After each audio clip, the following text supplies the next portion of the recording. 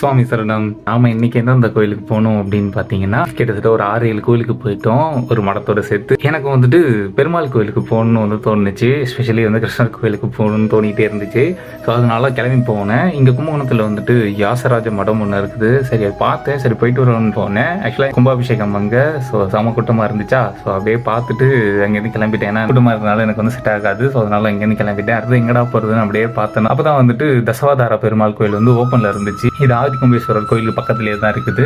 அப்படியே அங்கே உள்ளே போயிட்டு இந்த சகோதர பெருமாளை பார்த்துட்டு கோயிலை சுற்றிட்டு அப்படியே வெளில வந்தோம். இருந்தாலும் எனக்கு கிருஷ்ணரை பார்க்கணும்னு தோணிக்கிட்டே இருந்துச்சா. ஸோ அதனால் தேடினேன் கிருஷ்ணர்னு சொல்லிட்டு. இஸ்கான் கும்பகோணம்னு ஒரு லொக்கேஷன் இருந்துச்சு. சரி அங்கே போனால் கிருஷ்ணர் கோயில் இருக்கும்னு பார்த்தா அங்கே இல்லை. ஸோ ஒரு அம்மன் கோயிலுக்கு போயிட்டு பக்கத்துலேயே ஆஞ்சநேயர் கோயில் இருந்துச்சு. அங்கே போயிட்டு சரி அப்புறம் கிளம்புனேன். வேறு லொக்கேஷன் பார்த்து தாராசுரம் பக்கத்தில் வலையப்பேட்டை கிட்ட ஒரு கிருஷ்ணா கோயில் காட்டுனுச்சு. ஸோ அங்கே போயிட்டு அங்கே கிருஷ்ணரை கடைசியாக பார்த்துட்டோம்.